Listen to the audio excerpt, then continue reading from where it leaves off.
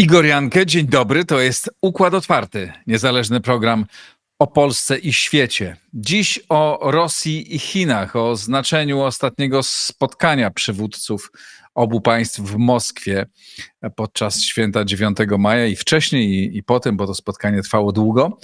Ta wizyta trwała długo. Zanim połączę się z moim gościem, chciałbym serdecznie pozdrowić wszystkich patronów, wszystkich państwa, którzy wspieracie Układ Otwarty. To niezwykle ważne. Bardzo serdecznie wam dziękuję. Zachęcam państwa do dołączenia do tego grona, bo dzięki patronom ten program mogę utrzymywać i jest on dzięki temu całkowicie niezależny. Takim był, jest i pozostanie. Przypominam też, że w środę, jesteśmy jeszcze przed środą, w środę Instytut Wolności organizuje pierwszą polsko-amerykańską konferencję. Instytut Wolności otwiera swój oddział w Waszyngtonie. Organizujemy konferencję na temat relacji polsko-amerykańskich. Pełen program i link do rejestracji, który jest za darmo, możecie państwo znaleźć pod nagraniem. Tyle zapowiedzi. Łączę się z moim gościem. A oto mecenasi Układu Otwartego. Casa Playa, lider na rynku nowych nieruchomości w Hiszpanii. Casa Playa to agencja nieruchomości, która wspiera cię na każdym etapie zakupu. Kliknij link w opisie i pobierz darmowy PDF z przewodnikiem zakupu krok po kroku. Oanda TMS Brokers, dom maklerski oferujący możliwość inwestycji w instrumenty z całego świata, w tym fundusze ETF, a także oprocentowanie wolnych środków na rachunku. Kliknij link w opisie. Rosnące koszty IT hamują rozwój twojej firmy? Z AMSO możesz obniżyć wydatki nawet o 70%, wybierając polizingowy sprzęt IT sprawdzony, wydajny i gotowy do pracy. Sprawdź na www.amso.pl. Halo, aplikacja audio do medytacji i modlitwy, która dba o twój wewnętrzny pokój, skupienie i zdrowy sen, nawet wtedy, gdy wydarzenia na świecie nie zwalniają tempa. Pobierz z linku w opisie.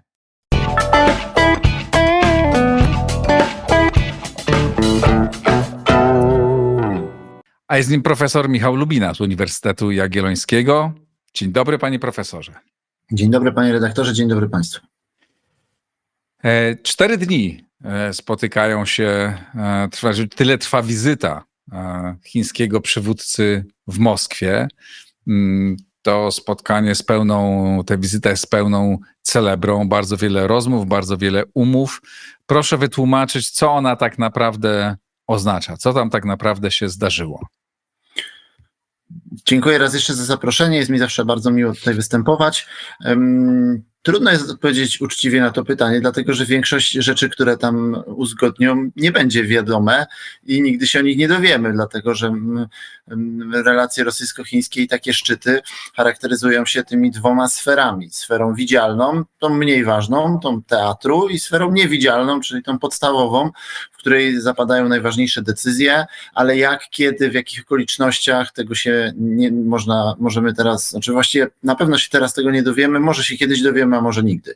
No i to jest Ale są wybitni eksperci, którzy odczytują ze sfery widzialnej i swojej głębokiej wiedzy, co mogło się dziać w tej sferze niewidzialnej.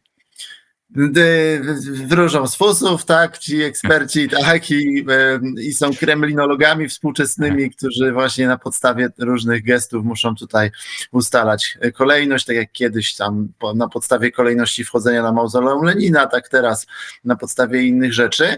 Nie, ale mówię to o tych dwóch sferach, żeby mieć to cały czas z tyłu głowy, że tak na dobrą sprawę nasza wiedza jest mocno ograniczona, tak naprawdę możemy sobie tylko pewien wycinek interpretować. Ten wycinek jest oczywiście istotny, tak, ale on nie jest najważniejszy. Najważniejsze jest to, co jest niewidzialne, no bo to jest ta radość, że tak się wyrażę, radość badania państw autorytarnych, tak, a zwłaszcza takich państw autorytarnych. No ale dobra, co nam pokazali? Może w ten sposób. No więc tak, tego typu spotkania i wizyty Xi w Moskwie to jest absolutna norma. To nie jest nic niezwykłego. Xi zawsze przyjeżdża na rocznicę, teraz jest 80, tak, poprzednio były wcześniejsze, tam 70 i tak dalej. Zawsze przyjeżdża na rocznicę zakończenia II wojny światowej, na Pobiedę, zawsze jest głównym gościem honorowym tak naprawdę zagranicznym. Także to jest absolutna norma. To by było niezwykłe, jakby on tam nie przyjechał. Także to ale wielu innych przywódców politycznych, których się spodziewano, nie dojechało. Więc Tak, mógł dlatego, że też lekko zachorować i gardło no, mogło ale zacząć gdyby boleć. właśnie logika relacji rosyjsko-chińskich jest taka, że gdyby zrobił unik, to byłby to duży gest. Więc tak naprawdę to, że przyjechał, nie jest szczególnie ważne, bo jest normą. Jakby nie przyjechał, to byłby duży gest. Także, ale nie ma powodu, żeby takich gestów robić. To może za chwilę o tym, tak? W każdym razie, więc to jest absolutnie naturalne. Chińczycy zawsze przyjeżdżali na Pobiedę, na rocznicę Pobiedy i teraz też przyjechali. Okej, więc tu jakby w tej sferze jest to norma, co jest trochę, no co nie jest takie całkowicie typowe, to, że jest to dłuższa wizyta niż zwykle. Tak, więc to jest ten element nowy. I to jest element, który rzeczywiście warto zauważyć, że jednak długo. I kontekst jest jeszcze taki, no bardzo ważny, tak, że pierwszy raz od kilku lat w każdym razie Stany Zjednoczone intensywnie rozmawiają z Rosją, no i jak mówią z kolei nie kremlinolodzy, tylko białodomolodzy, pomysł był taki, żeby odciągnąć Rosję od Chin. Pomysł wydaje się absurdalny, no ale to taki jest kontekst.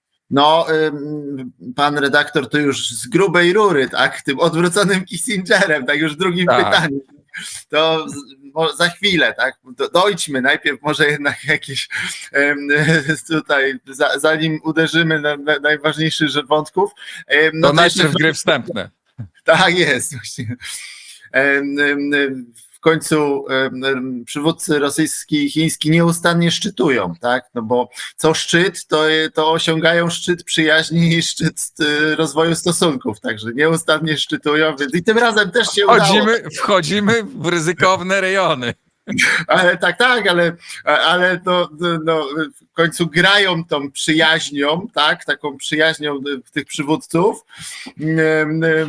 no to dlaczego by nie pograć w tą grę i jak ją trochę skręcić w takim kierunku właśnie dwuznacznym, tak? To by ich zdenerwowało, to na pewno. To na pewno. Tego typu komentarze by ich zdenerwowały, no ale my jesteśmy w innym obozie, to możemy ich denerwować, tak? To nie.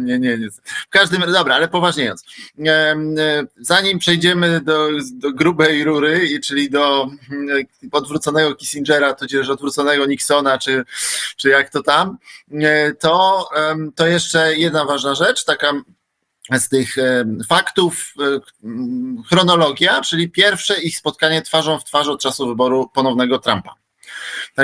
Także to jest jeszcze istotne, bowiem Rosja i Chiny to są państwa wschodu, a na wschodzie się rozmawia twarzą w twarz. Można przez telefon, można przez komunikatory, ale to nie wiadomo do końca, nie ufa, nie wiadomo kto tam siedzi w tym komputerze, tak, to nie jest takie tam, nie ma tego zaufania. Na wschodzie ludzie rozmawiają ze sobą twarzą w twarz z zamkniętymi drzwiami i twarzą w twarz ustalają najważniejsze rzeczy, no i to jest pierwsze ich spotkanie od czasu powrotu Trumpa do władzy, tak, więc pod tym względem jest to ważne. Więc nakładają nam się dwa porządki. Po pierwsze porządek normy, czyli tego, że zawsze Xi Jinping przyjeżdża na rocznicę Pobiedy, oraz czynnik nowy, czyli Trump i nowa układanka międzynarodowa, czy też nowy chaos międzynarodowy, który ten Trump tworzy. Także w tym sensie tu jest ten nowy element. No i to powiedziawszy, można już przejść do odwróconego Kissingera, czy odwróconego Nixona. Jest to oczywiście bardzo ciekawy wątek. Natomiast ten wątek trzeba znowu podzielić na przynajmniej dwa poziomy. Po pierwsze na poziom ogólny, taki najbardziej teoretyczny, najbardziej jakby niezwiązany ze współczesnością. Otóż na tym poziomie, tak jakbyśmy powiedzieli, byłby to typ idealny Maxa Webera. Tak, czyli że jakby zupełnie wyabstrahowana sytuacja idealna. Ten model idealny, który nam pozwala popatrzeć później już na konkret. No więc w tym takim typie idealnym odwrócony Kissinger to jest absolutny koszmar strategiczny Chin. Dlatego, że z punktu widzenia Chin Rosja jest, jak to mądrze kiedyś powiedział jeden chiński badacz, Rosja jest pod względem bezpieczeństwa połową nieba. I jest to piękna chińska metafora, dlatego że w sensie jak najbardziej dosłownym, ponad 4000 kilometrów granicy, a jeżeli doliczymy jeszcze granicę z Azją Środkową, poradzieckimi republikami w Azji Środkowej i z Mongolią, to nam wyjdzie właściwie połowa wszystkich chińskich granic, to jest cała północ, to jest w sensie pierwszym. Po drugie, w sensie metaforycznym, Rosja to jest państwo, które ma największą liczbę głowic nuklearnych na świecie, jest to państwo, które może zniszczyć Stany Zjednoczone, które ma nawet przewagę, jeżeli chodzi o liczbę głowic atomowych nad Stanami Zjednoczonymi, a Chiny nie, dlatego że chociaż nie jest pewne dokładnie ile, które ma tych głowic nuklearnych, różnie się podaje, niektórzy mówią, że Rosja ma około 5000, inni, że około 7000, w przypadku Stanów jest trochę mniej, też oscyluje między 5 a 6 tysięcy, no w przypadku Chin też nie wiadomo, szacuje się, że między 350 a 600, no czyli to jest 1-0 mniej, mówiąc potocznie, tak? Więc w tym momencie Chiny nie mają równowagi ze Stanami, równowagi zniszczenia, natomiast Rosja nawet ma przewagę i z tej perspektywy Rosja jest chińską polisą ubezpieczeniową, atomową, jak już by na najgorszym razie. Ponadto jeszcze akurat Rosji, daleka północ, to jest miejsce, skąd by rakiety z tymi bombami atomowymi wyleciały, bo tam jest najbliżej do Stanów, żeby dotrzeć. Także ta metaforyka, jeszcze do tej metaforyki dochodzi psychologia chińska, czyli że większość inwazji na Chiny w długich dziejach tego państwa szła z północy. Także z tej perspektywy jakby Rosja musi być neutralna, a lepiej przyjazna z punktu widzenia chińskiego, żeby zabezpieczać północ. I to jest ten typ idealny i w tym typie idealnym przekręcenie Rosji i zrobienie z niej prozachodniego państwa byłoby koszmarem strategicznym Chin, bo w tym momencie Chiny mają północ, która jest obecnie bezpieczna, północ się robi super niebezpieczna. Także i to jest typ idealny, ale tak jak mówię, to jest taka sytuacja, która jest niezwiązana z dzisiejszą rzeczą, z dzisiejszym położeniem. A teraz jak jest obecnie? Otóż Chiny, mając ten koszmar z tyłu głowy i mając świadomość tego, że to może teoretycznie nastąpić, jednocześnie jak zobaczymy, jak Chińczycy reagowali na kolejne działania Trumpa wobec Rosji, to zobaczymy, że reagowali bardzo spokojnie. I teraz oni zazwyczaj reagują spokojnie, więc to nie jest jakaś nadzwyczajna rzecz, ale nawet zakulisowo i nieoficjalnie byli spokojni. Dlaczego? Dlatego, i to jest ten drugi poziom, niższy, poziom współczesności, powiedzmy taktyczny, dlatego, że Chińczycy byli przekonani, że się nie dogadają, że się Amerykanie z Rosją nie dogadają. No i na razie tak rzeczywiście jest, nie dogadali się. Także jakby mogą spać spokojnie Chińczycy na razie, aczkolwiek jeżeli by rzeczywiście doszło do jakiegoś przełomu w Riyadzie czy gdzie tam będą negocjować, no to wtedy mogłoby się zacząć się bardziej niepokoić Chińczycy, ale z jeszcze innej perspektywy Chińczycy generalnie się zabezpieczyli na wypadek, gdyby Rosja jakieś głupie rzeczy tutaj zrobiła, dlatego że Chińczycy, mówiąc porównaniem jeszcze innym, nauczyli się Rosji. Wiedzieli, jak ją obejść, jak z nią postępować. Długo się tego uczyli, ale w końcu się nauczyli. No i jak się zabezpieczyli? Zabezpieczyli się w ten sposób. Może zacznijmy jeszcze jedna uwaga. Chińczycy pamiętają i jakby mają przekonanie, że Rosja jest zdradziecka i że tak naprawdę nie można jej do końca ufać. A przekonali się o tym na przykład w roku 2001, który to początek XX wieku, czy koniec XX wieku, początek XXI wieku, to są bardzo bliskie relacje rosyjsko-chińskie po Kosowie. Kosowo ich wspólnie zjednoczyło, tak, sprzeciw i tak dalej. No i przychodzi Putin, kontynuuje ten kurs i nagle jest World Trade Center i następnego dnia, czy tego samego dnia Putin dzwoni do Busha, po czym robi zwrot o 180 stopni i staje się proamerykański z dnia na dzień, nie informując o tym Chin. I w ogóle pierwszy telefon do Chin wykonując po kilku dniach dopiero. I to bardzo dobrze zapamiętali Chińczycy. I wpuszczając Amerykanów do Azji Środkowej i robiąc mnóstwo innych ustępstw, tak? Bo tam ta lista jest długa, tam opuszczając Cam w Wietnamie i tak dalej. Także zgadzając się na niektóre traktaty, w każdym razie międzynarodowe, balistyczne, więc tak naprawdę i to był szok wtedy dla Chin. No więc Chińczycy mają w pamięci, że nie tylko Rosjanie generalnie są zdradzieccy, ale jeszcze Putin raz już ich zdradził. Także jak to zrobić, żeby No i tu jest ten kolejny element związany z relacjami rosyjsko-chińskimi, że 25 lat temu, 20 lat temu Rosja chciała Chiny wykiwać mniej więcej tak, jak wykiwała znaczną część Europy Zachodniej. To znaczy Rosja próbowała powtórzyć ten sam manewr, który robiła w Europie, w Azji, a mianowicie wygrywać między sobą różne państwa, które by konkurowały o surowce rosyjskie, zwłaszcza o ropę, również o gaz. No i dzięki temu rozgrywać Japonię z Koreą, Japonię z Chinami. No i Rosja to próbowała robić. Wówczas Chiny były niezwykle głodne, jeżeli chodzi o surowce. To jest ten moment, kiedy ta gospodarka chińska wciąż pędziła i miała głód surowcowy, a jednocześnie bała się, że Amerykanie im te surowce przyblokują, bo to był tak zwany dylemat Malakki, czyli to, że większość surowców naturalnych płynęła do Chin morzem, tak? I to przez cieśninę Malakka, która jest wąska, niedaleko od niej stacjonuje amerykańska flota, no to można by zrobić małą blokadę i wtedy się państwo środka udusi. No i z tej perspektywy Chiny bardzo potrzebowały rosyjskiej ropy, gazu i tak dalej, a Rosja ich kiwała. Rosja mówiła, że no możemy zbudować tu, no a może jednak tam, no wiecie, ekologia, problemy społeczne i tak ich rozgrywano, znamy to doskonale. No i to trwało właściwie przez większą część dekady lat zerowych, no i to bardzo frustrowało Chińczyków. No i w końcu Rosja była jak piłkarz, taki latynoamerykański piłkarz, który ciągle się kiwa i dobrze się kiwa, ale w końcu gubi tą piłkę, bo robi o jeden dribbling za dużo, no bo już nie umie oddać tej piłki, tylko musi cały czas kiwać. No i właśnie tak robiła Rosja i w końcu przyszedł kryzys w 2008 roku i Rosja potężnie go odczuła. No i wtedy Chińczycy przyszli z braterską pomocą i powiedzieli: towarzysze, no pomożemy, ale ta ropa do nas i my wam damy pieniądze na konto tego ropociągu, ale wy nam spłacicie to ropą.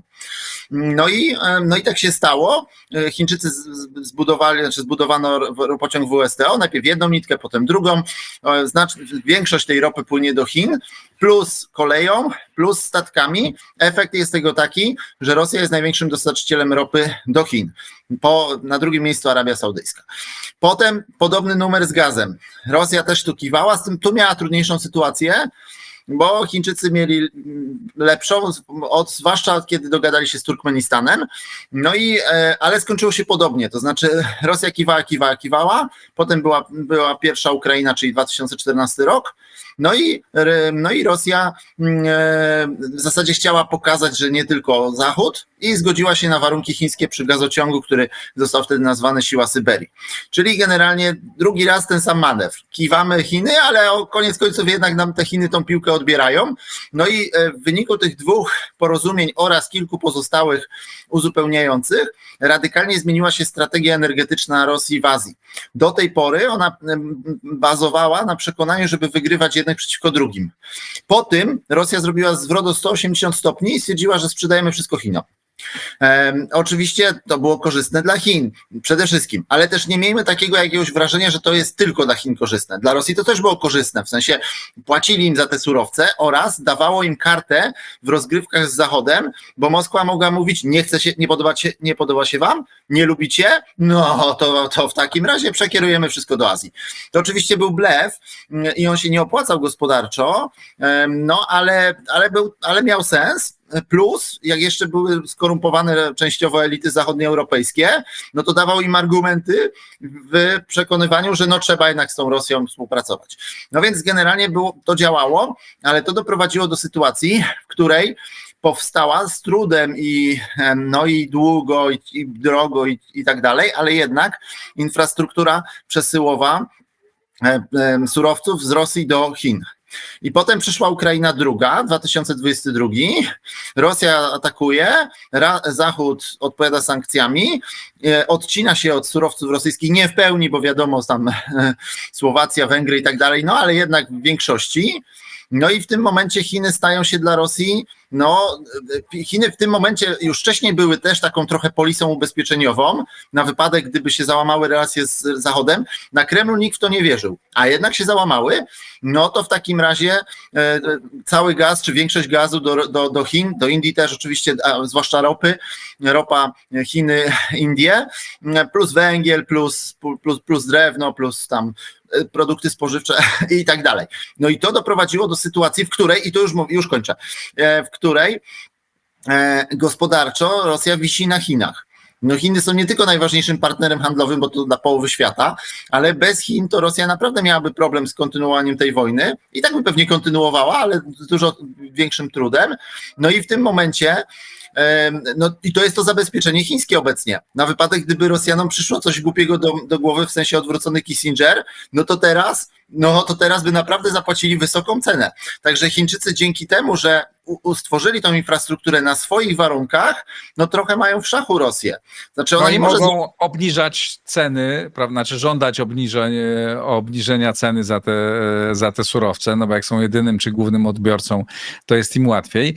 Ale ciekaw jestem, z czym przyjechał teraz Xi i jakie sobie dodatkowe zabezpieczenia jakie dodatkowe zabezpieczenia przywiózł ze sobą, no bo domyśla się, że jak pan Witkow już dostał obraz, piękny portret Donalda Trumpa na Kremlu, no to jeszcze przez pozostałe kilka godzin, a tych serii miał już kilka, rozmawiali nie tylko o pokoju na Ukrainie, ale też o potencjalnych przyszłych biznesach amerykańsko-rosyjskich. No i pytanie, jak tutaj oni czy jakby przywieźli jakieś dodatkowe bezpieczniki, czy propozycje dla Rosji, które, no żeby im ten głupi pomysł nie wpadł do głowy.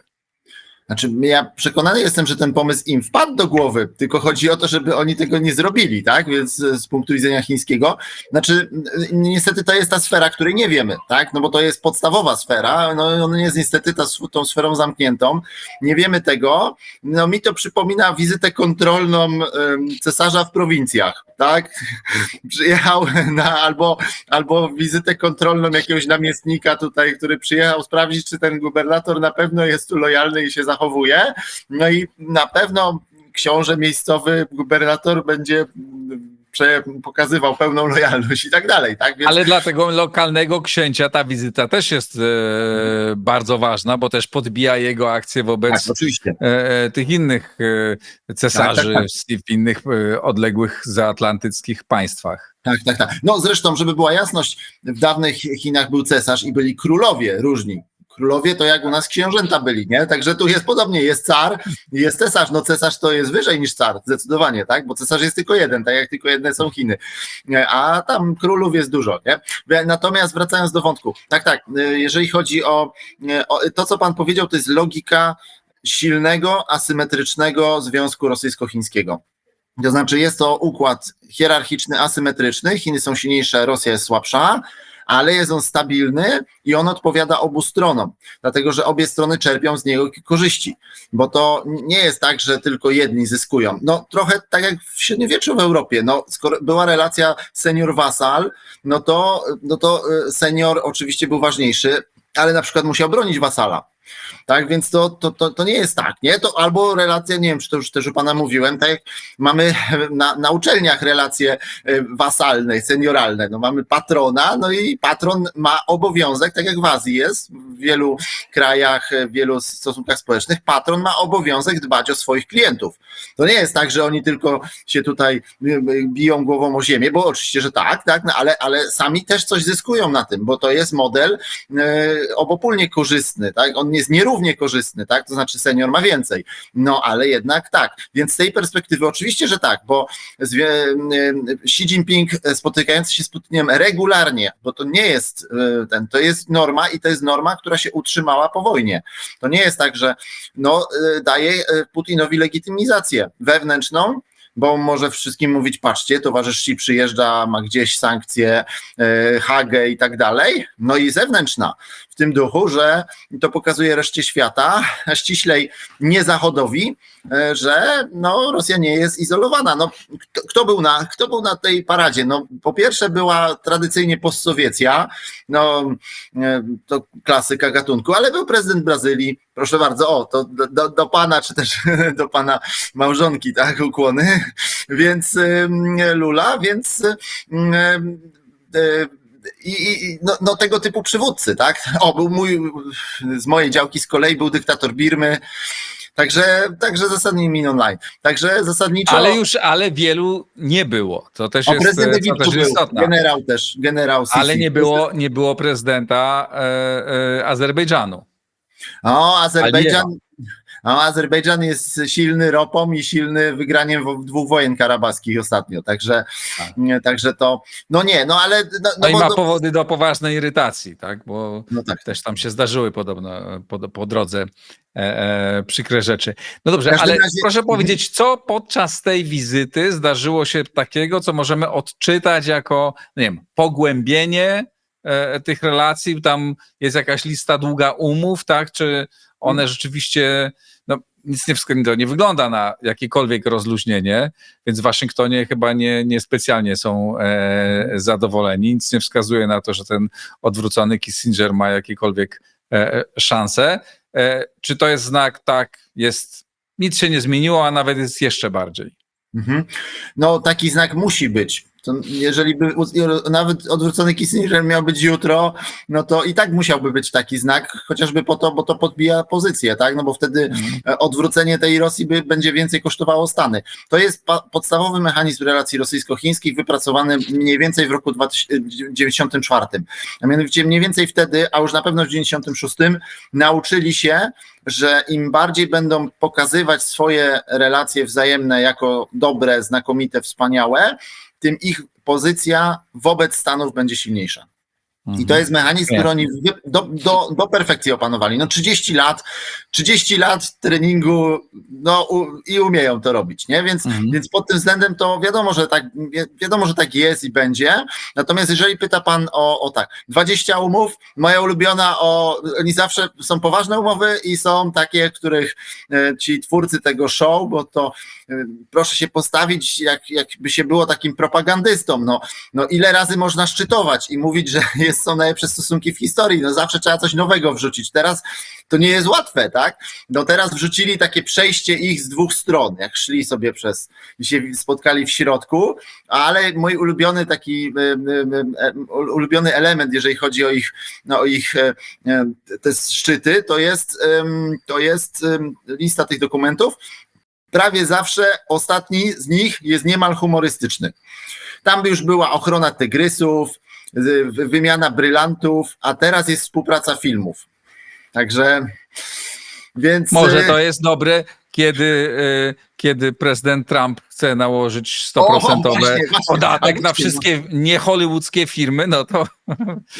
No w każdym razie, no więc tak naprawdę zawsze jest podobny wątek pod tytułem podpisują 100 z papieru, bo wtedy to jest, jest wtedy, tośmy im pokazali, że pogłębiliśmy, wzmocniliśmy i tak dalej, nie? Więc to jest klasyka i zawsze razem tam podpiszą, no, bo to też jest istotne, to większość to są memoranda, które nie dochodzą do skutku, a czasami to te same podpisują, tylko o zmienionej nazwie, nie?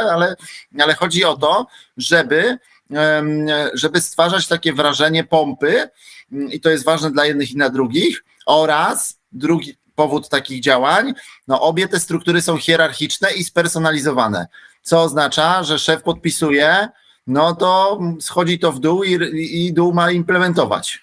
No więc z tej perspektywy to ma sens. Natomiast tak, co jest nowe? Może tak, jeszcze jeden wątek, żebym wytłumaczył, czemu to jest nowe. Otóż, tak jak już wspomniałem wcześniej, w tej relacji asymetrycznej zyskują obie strony. No więc co zyskują Chiny jest dość proste, to jest dość oczywiste, tak? Już też wspomniałem o tych wszystkich wątkach strategicznych, tak, i tak dalej. Gospodarczo zyskują bazę surowcową, znaczy już zyskali 15 lat temu, teraz tylko pogłębiają. No, a co zyskuje Rosja? No to wyrwanie się z izolacji oczywiście, oraz, i to jest stricte dzisiaj, jeżeli chodzi o Dzień Pobiedy, a mianowicie Rosja zyskuje wsparcie w swojej narracji. I to wsparcie im Chińczycy udzielają zawsze, 9 maja, ale o różnej intensywności. Dlatego, że z punktu widzenia chińskiego nic ich to nie kosztuje, żeby się podłączyć pod rosyjską narrację, żeby wesprzeć Rosjan, no a dla Rosjan to dużo znaczy. Z tej perspektywy ma to głęboki sens dla Chińczyków. Mogą sobie poopowiadać o faszyzmie odradzającym się, czy tam panoszącym się, co za różnica, tak? No a dzięki temu Rosja jest wdzięczna, no a można rachunek wystawić gdzie indziej. No i teraz tak, gdzie wcześniej wystawiali rachunek Chińczycy? No robili taki manewr, że no wiemy, że w narracji rosyjskiej najgorszy jest faszyzm, a najlepsze jest zwycięstwo nad faszyzmem i tak dalej. No a gdzie tu Chiny? Otóż tradycyjnie Chiny wrzucały do tego faszyzmu Japonię, czy też japoński militaryzm, żeby w jednym szeregu tutaj był, nie? Że z jednej strony faszyzm niemiecki, no ale równie zły, to a nawet gorszy z punktu widzenia chińskiego, no ale jesteśmy w Rosji, militaryzm japoński. No to tradycyjnie to była ta cena, którą Rosja płaciła, a dzisiaj Xi się podpisał pod oświadczeniem, w którym jest, że określone kraje tam przepisują historię. No i to jest oczywiście znowu plus dla Rosji, no ale gdzie ta cena? Teraz retorycznie cena jest taka, że Xi przypomina, że jest 80 lat od końca wojny, ale uwaga, 80 lat od odzyskania Tajwanu. Bo w końcu Tajwan rzeczywiście wtedy został przekazany z Japonii do Chin. Także tu jest ten element jakby odpłaty, którą Rosja musiała retorycznie. Natomiast no, zasadniczo sam fakt, że rosyjską narrację popierają Chiny, ma ogromne znaczenie, niestety negatywne dla nas. I to nie dlatego, że ktoś to uwierzy na Zachodzie, chociaż pewnie i trochę by mogło uwierzyć. Ale to nie Zachód jest głównym odbiorcą tutaj. Głównym odbiorcą tej narracji jest przede wszystkim globalne południe, gdzie na globalnym południu zasadniczo narracja rosyjsko-chińska, a właściwie to teraz rosyjska, ta jest rosyjska, tak? Ale ze wsparciem chińskim ta narracja staje się mainstreamem. No i w tym momencie, no znowu, każdy z nas wie, kto rozmawiał z jakimikolwiek elitami azjatyckimi, afrykańskimi, latynoamerykańskimi, że mamy, nie wiem, 80% szans, żeby usłyszeć, że wojna na Ukrainie zaczęła się od wschodniej ekspansji NATO. Tak, no to jest klasyczna narracja, manipulacja rosyjska, wspierana przez Chiny. No i super, nie? Z punktu widzenia Rosji, tak? Dzięki temu wsparciu ich narracja wygrywa wreszcie świata. No na Zachodzie nie wygrywa, ale przypomnę, że Zachód nie jest resztą świata, jest mniejszością, aczkolwiek no najsilniejszą wciąż, ale słabnącą. Także to ma, no jakby retorycznie, więc podsumowując, komentując tą część widzialną tego szczytu, no to widać zyski dla Rosji właśnie retoryczne, propagandowe, ideologiczne i tak dalej. No ale co było w niewidzialnej, tego nie wiemy. Bo w niewidzialnej... A spróbujmy pospekulować, co mogło być w tej części niewidzialnej podczas rozmów dotyczących zakończenia wojny na Ukrainie, no bo zapewne ten wątek się pojawił. Co jest dzisiaj w interesie Chin? Bo oczywiście no, nie wiemy, co mówiono, ale możemy spróbować przeanalizować, co jest w interesie Chin i czy tutaj gdzieś te interesy się schodzą, czy niekoniecznie?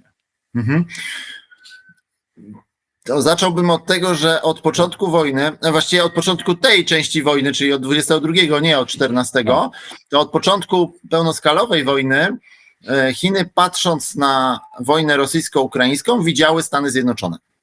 I to jest podstawowa rzecz. Z punktu widzenia chińskiego to jest proxy war, to jest, mówiąc naszym porównaniem, bo nie chińskim, to jest wojna domowa w Hiszpanii 2.0, w której mocarstwa wspierają dwie strony, właśnie na zasadzie proxy przez pośrednika i Chiny od początku z tej perspektywy patrzyły na wojnę. Gdyby nie było tej perspektywy, ta wojna dla Chin byłaby równie odległa, jak dla nas są wojny w Jemenie, w Birmie, czy jeszcze niedawno w Syrii. Tak? A co jest ciekawe, przepraszam, że się wetnę na chwilę, to jest ciekawe, no, że wiele elit amerykańskich, obecnych zwłaszcza z tej obecnego obozu rządzącego, myśli, że Chińczycy tak nie myślą. Znaczy, że nie łączą tego, prawda? I to jest z tego punktu widzenia z naszego punktu widzenia bardzo niebezpieczne, że one nie rozumieją, że te państwa są powiązane, że jakby osłabienie Ukrainy, wzmocnienie Rosji jest w interesie Chin, jest wzmocnieniem Chin, no co jest oczywiście bardzo niekorzystne dla Stanów Zjednoczonych. Tak. Ja się nie podejmuję wypowiadania na temat Stanów Zjednoczonych i zwłaszcza obecnie. Nie zajmuję się tym, chwała Bogu. Natomiast mogę powiedzieć jedno. Doskonale ten mechanizm rozumieją zachodni sojusznicy w Azji, tacy jak Japonia, jak zwłaszcza Tajwan, w mniejszym stopniu, ale też Korea Południowa. No, kiedyś była już prezydentka Tajwanu, bo już skończyła urzędowanie Tsai Ing-wen, zapytana o to, jaki jest najlepszy sposób powstrzymania chińskiej inwazji na Tajwan, powiedziała wspierać Ukrainę. Także no doskonale rozumieją, tak?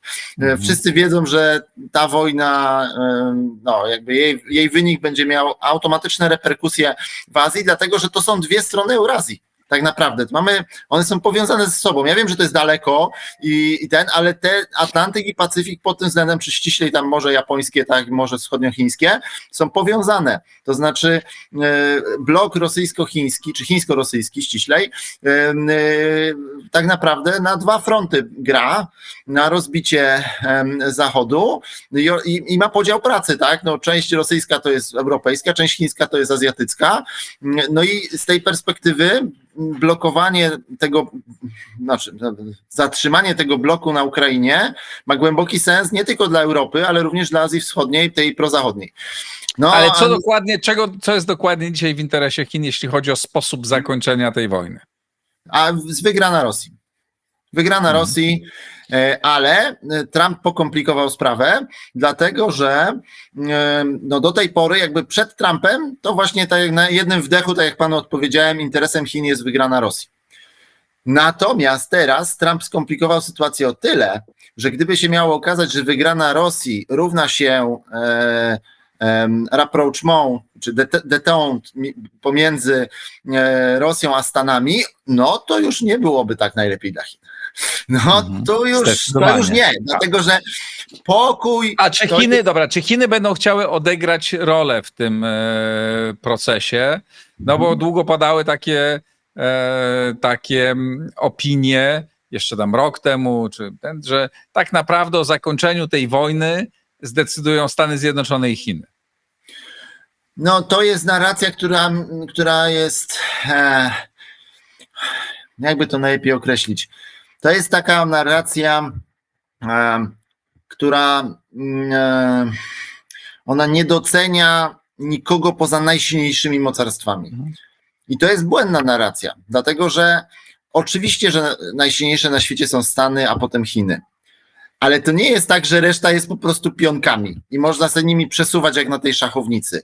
Państwo mają agendę, większą, mniejszą, ale zawsze każdy jakąś ma.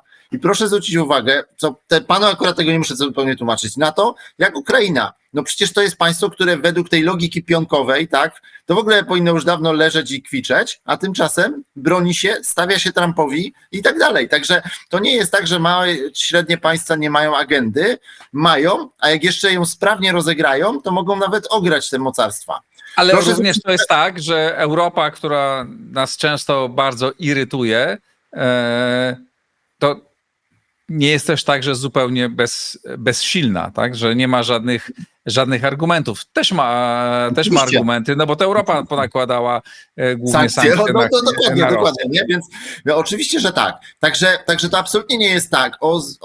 O końcu wojny na Ukrainie zdecydują Rosja, Ukraina, oczywiście Stany też, oczywiście Chiny też, być może jeszcze inne mocarstwa, na pewno Unia, może będą pośrednicy jacyś. Pamiętajmy, że Chiny to nie jest uczciwy pośrednik. Chiny to jest skupiony sędzia. No, jakby wszyscy wiedzą, że to jest sędzia, który no możemy się tak bawić. My wstawimy naszego kupionego sędziego, a wy wstawicie innego kupionego sędziego, no ale nie ale tak to będzie. No tak, natomiast nieprzypadkowo... Z punktu widzenia Rosji Zachód jest, zachodnia Europa jest i Polska to są kupieni A nie, no. sędziowie, tak? Więc Polska to w ogóle jest tutaj, to w ogóle nie sędzia jest, nie? To jest Tak, zawodnik tak. skrzydłowy, tak? Tak naprawdę, a w ich narracji jesteśmy rezerwowym i to takim, który nigdy nie wchodzi z tej ławki, a tak naprawdę jesteśmy skrzydłowym, tak? Ale to nie o to, wracając do wątku. Nieprzypadkowo negocjacje amerykańsko-chińskie są w Arabii Saudyjskiej, bo to jest prawdziwy mediator, w sensie neutralny. Turcja jest mediatorem. No oczywiście no, jest tak, nie jest idealnie po środku, ale Indie też, to są potencjalni mediatorzy. No ale nie Chiny, no bez przesady, tak? To tak jakbyśmy poprosili Kanadę albo ale Australię. ale czy Chiny myślą o tym, żeby odegrać jakąś rolę i w jaki sposób mogą odegrać rolę? Jaką rolę mogą odegrać w zakończeniu wojny na Ukrainie? Chiny to by najchętniej tak rozegrały, żeby małym kosztem sprawiać wrażenie, że one tą wojnę skończyły. Przypomnę, że wysłali tutaj przedstawiciela Li Hueya, który zasadniczo nic z tego nie wyszło z tych jego wizyt. Jedyne co pamiętam z tych jego wizyt to jak wrócił do Chin i mówił, że te pociągi tutaj są strasznie stare, tak jak u nas zielone pociągi, tak? To zielone pociągi w Chinach to jak kiedyś osobowe w Polsce, tak? To jest mniej więcej taki odwrócony orientalizm, to było zabawne, tak? Natomiast no to co, polatał sobie tymi samolotami, pojeździł pociągami po regionie i tyle z tego wyszło, tak? Więc, ale przy okazji Chiny ogłosiły plan pokojowy, który składał się z 10 punktów, nie był ani planem, ani w ogóle, był oświadczeniem, tak? Więc, no ale zasadniczo, no co szkodzi spróbować? Jakby tak doszło w międzyczasie do pokoju, to by Chiny mogły powiedzieć, no to ja mnie chwaląc się sprawił, no jak Zagłoba normalnie, tak? Więc to nic nie kosztuje, a podbija legitymizację wewnętrzną i zewnętrzną. Także Chiny nie mają pomysłu na koniec tej wojny, bo Chiny są po stronie rosyjskiej. No to z punktu widzenia chińskiego idealnie by było zakończyć tą wojnę na warunkach korzystnych dla Rosji, ale Ukraina się nie poddaje. Także wracając jeszcze do wątku, do podstawowego pytania. Najgorszym rozwiązaniem dla Chin obecnie jest wolta rosyjska proamerykańska. To jest najgorsze rozwiązanie.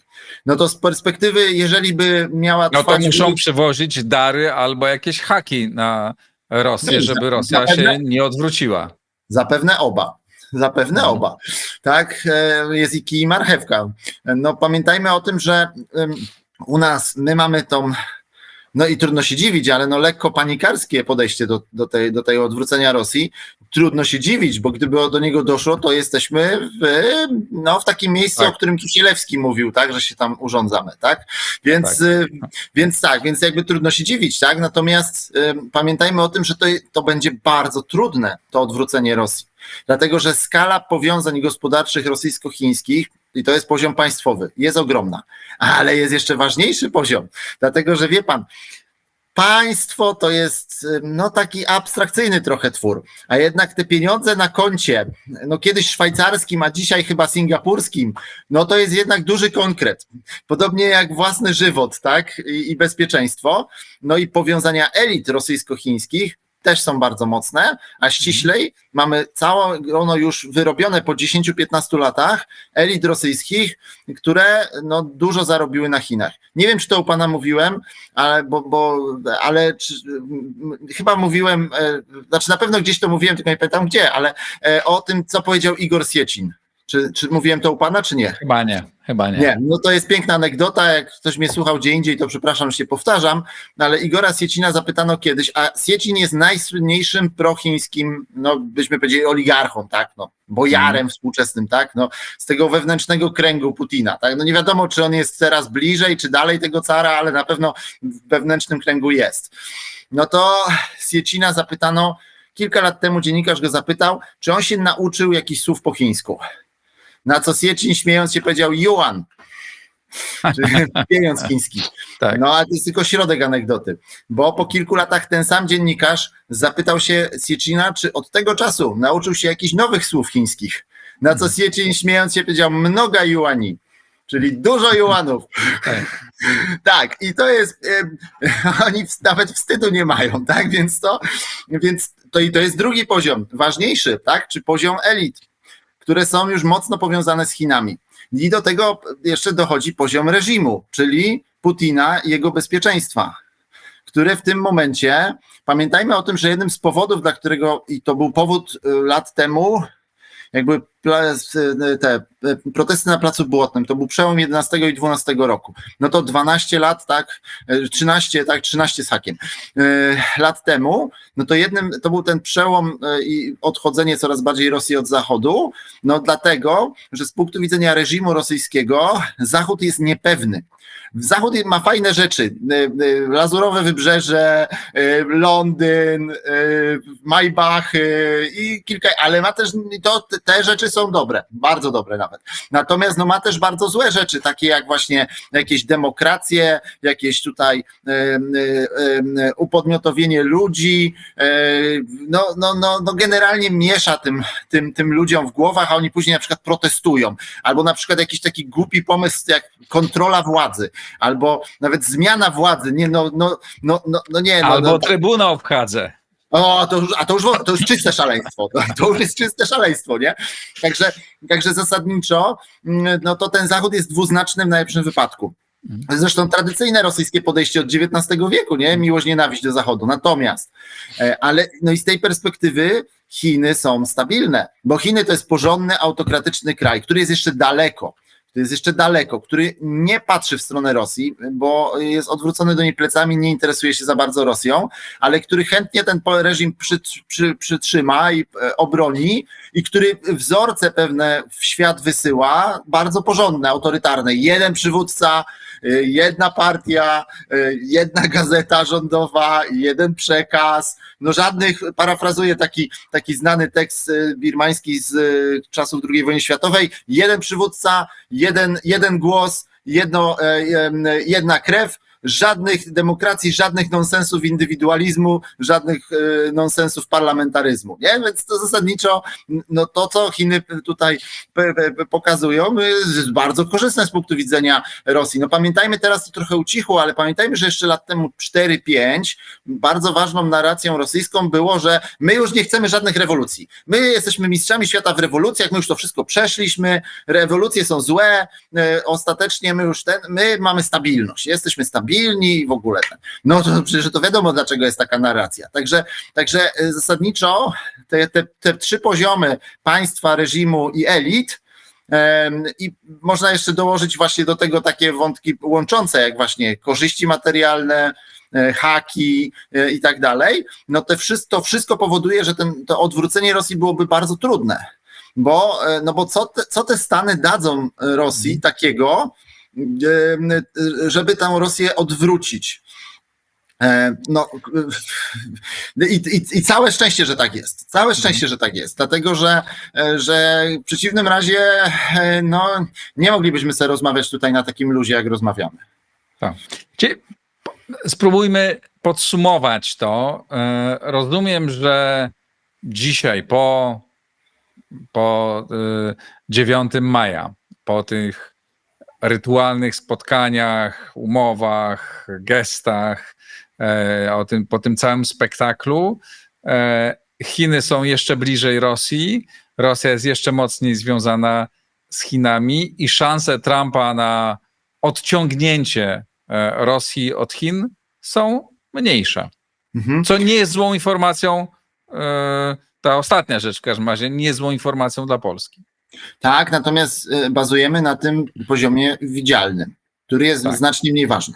Więc nie wiemy, co się wydarzyło w niewidzialnym. No ja bym to interpretował, że przyjechał cesarz i przekonał się, że ten król pomniejszy jest lojalny. No, wszystko w porządku, dostał zapewnienia lojalności. No jak nie, no to Mongołowie, do których czasów się niektórzy Rosjanie teraz odwołują, jak mieli Ruś w swoim władaniu, jak ten Jarłyk im dawali, no to były sposoby na tych, którzy nie byli do końca lojalni. Także to, więc wszyscy pamiętają to. Czyli Rosja jest wierna Chinom, przynajmniej tak, na natomiast zewnątrz. mamy jeszcze jeden wątek, dlatego że to nie jest takie, przynajmniej Azja tego uczy, że to nie jest takie zero-jedynkowe, tak? Bo my tak lubimy, bo to jest nasze wychowanie, nasza tożsamość, że coś jest czarne albo białe, tak? Dość czytelne jest to. No, w Azji jest wszystko bardziej szare i bardziej niejednoznaczne. Na przykład wczoraj słyszałem bardzo ciekawy wykład o piratach w Malezji, którzy no jednego dnia są piratami, a drugiego dnia są agencją ochrony. No i to jest, no i to są ci sami ludzie. Jednego dnia identyfikując się, mówiąc językiem zachodnim, jako piraci, ale drugiego dnia identyfikują się jako ochroniarze. Także, więc dlaczego o tym mówię? Dlatego, że tu nie chodzi o to, że Rosja zostanie za chwilę odwrócona i zrobi pod odwróconego Kissingera i pójdzie ze Stanami przeciwko Chinom. Tu jest bardziej subtelny element. To nie nastąpi, a przynajmniej na razie na to nic nie wskazuje, albo przynajmniej możemy mieć taką nadzieję, że nic. Ale pamiętajmy, że jeszcze jest jeden poziom, który jest ważny dla wszystkich tutaj i to jest też poziom, który moim zdaniem jest też jednym z kilku powodów, dla którego Rosja nie zrywa jeszcze negocjacji z Trumpem, wysyła mu właśnie temu jakieś obrazy i tak dalej, bo to nic nie kosztuje, nie? To jest tanie. To jest tanie.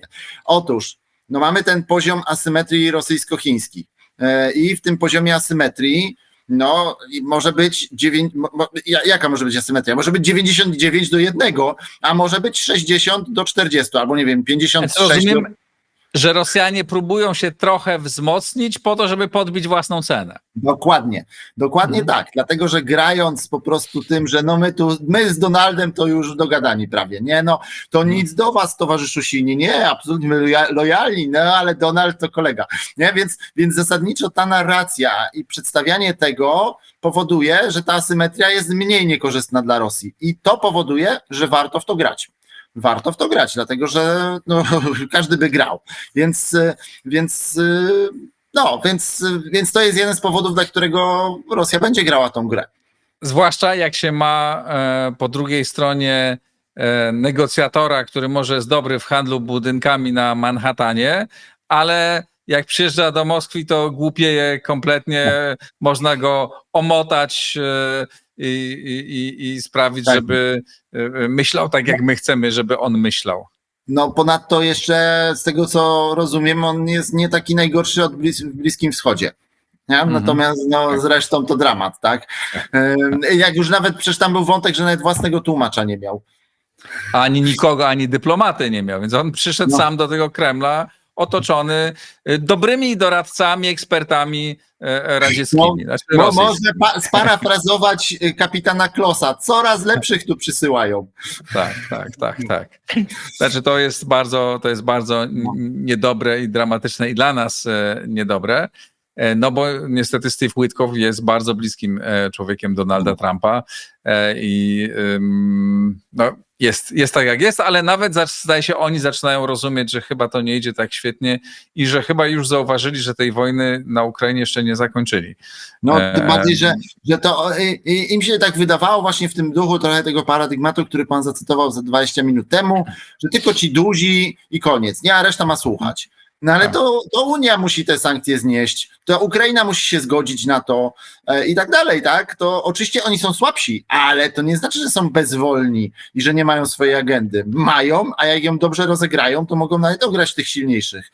Na tym polega dyplomacja, nie tylko na tym, że się pytającemu o drogę do piekła wskaże tą drogę tak dokładnie, ale również na tym, żeby czasami zrównoważyć dyplomacją asymetrię siły.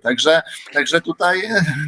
A jeszcze się po drodze okazało, że Ukraina, która miała już być kompletnie słaba, przez te lata owszem wykrwawiała się, ale też się odbudowywała technologicznie i przemysłowo. Zrobiła rzeczy kompletnie zaskakujące. I no nie jest tak, że dzisiaj potęgą, która jest w stanie pokonać Rosję, no ale jest bardzo ciągle silną armią, która jest w stanie opierać się Rosji bardzo skutecznie. Dokładnie.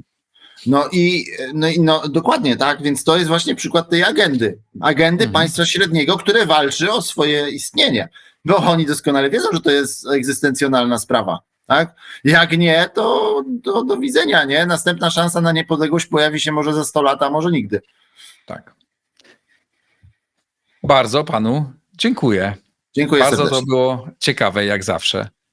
Dzięki, pozdrawiam serdecznie. Ukłony. Dzięki. To wszystko na dzisiaj. Ciekaw jestem Państwa opinii. subskrybujcie Układ Otwarty. Jeśli wciśniecie guzik po prawej stronie, będziecie otrzymywać informacje o wszystkich moich programach, będzie je łatwiej Państwu odnaleźć. Będziecie też dostawać informacje wysłane przeze mnie bezpośrednio do wszystkich subskrybentów. I zachęcam serdecznie do wspierania Układu Otwartego, bo to Państwo przede wszystkim powodujecie, że ten program jest niezależny i że mogę go regularnie robić. Dziękuję bardzo. Do widzenia.